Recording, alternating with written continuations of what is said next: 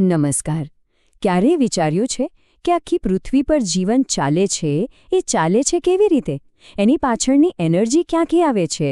તો ચાલો આજે આપણે એ જ મૂળભૂત ભૂમિકાઓને સમજીએ જે દરેક નિવસનતંત્રને શક્તિ આપે છે. તો ચાલો એકદમ મૂળભૂત સવાલથી શરૂ કરીએ. પૃથ્વી પર આટલા બધા જીવો છે, એ બધા માટેની ઊર્જા એ આખરે શરૂ ક્યાંથી થાય છે? અને આ સવાલનો જવાબ ખબર છે? એકદમ સીધો અને સરળ છે: સૂર્ય.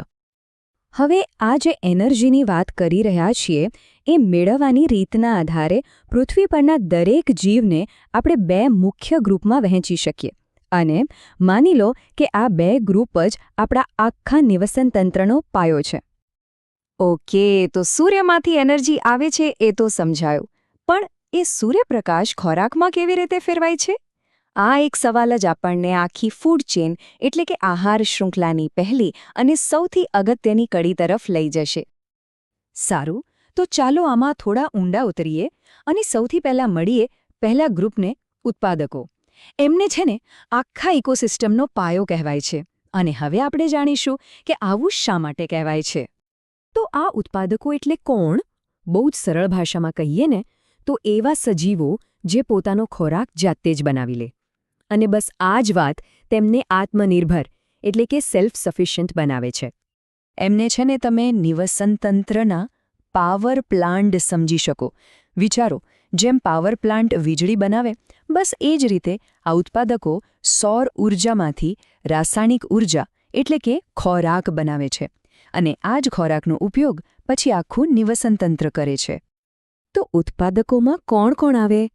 સૌથી પહેલું અને સહેલું ઉદાહરણ તો છે લીલી વનસ્પતિઓ, આપણી આસપાસ દેખાતા ઝાડ, પાન. પણ એટલું જ નથી. કેટલાક બેક્ટેરિયા અને બ્લુ ગ્રીન એલ્ગી એટલે કે નીલહરિત લીલ જેવા સૂક્ષ્મજીવો પણ આ જ કામ કરે છે. ચાલો, આ તો થઈ ઉત્પાદકોની વાત જે એનર્જી બનાવે છે. પણ સવાલ એ છે કે આ એનર્જી વાપરે છે કોણ? અને બસ આ જ સવાલ આપણને બીજા ગ્રુપ તરફ લઈ જાય છે. અને એ બીજું ગ્રુપ છે ઉપભોગીઓ. એમના નામ પરથી જ ખબર પડી જાય, જે ઉપભોગ કરે. એટલે કે એવા સજીવો જે ખોરાક માટે સીધા કે આડકતરી રીતે ઉત્પાદકો પર જ આધાર રાખે છે. જો આપણે પેલી પાવર પ્લાન્ટવાળી વાત યાદ કરીએ, તો જો ઉત્પાદકો પાવર પ્લાન્ટ છે તો ઉપભોગ્યો છે એના ગ્રાહકો. એ લોકો પોતાનો ખોરાક જાતે બનાવી શકતા નથી. તો હવે એક કામ કરીએ.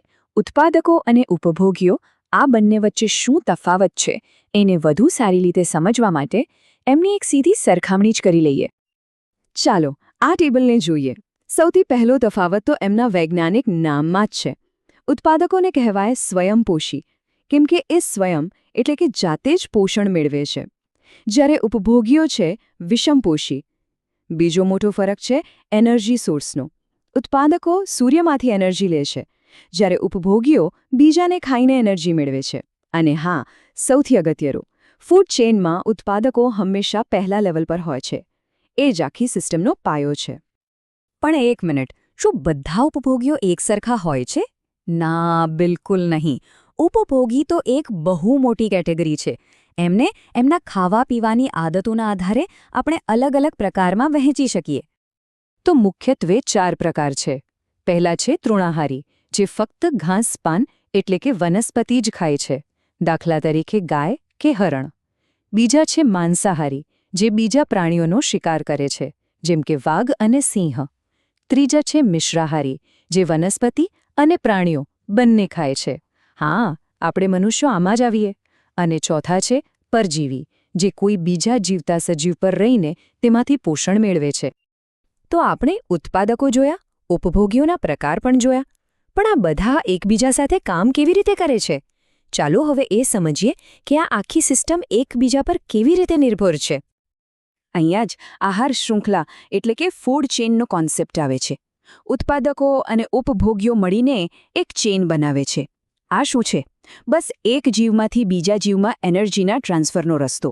ઉત્પાદકોથી શરૂ થઈને આ એનર્જી આગળને આગળ વધતી જાય છે.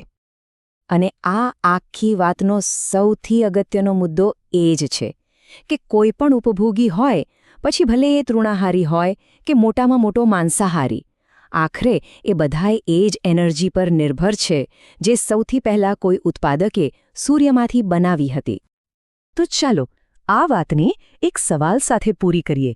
જરા વિચારો, જો પૃથ્વી પરથી બધા જ ઉત્પાદકો, બધા જ ઝાડપાન, લીલ, બધું જ ગાયબ થઈ જાય તો શું થાય? આ સવાલ જ આપણને સમજાવે છે કે ઉત્પાદકોની ભૂમિકા કેટલી નિર્ણાયક છે અને જીવનનું સંતુલન કેટલું નાજુક છે.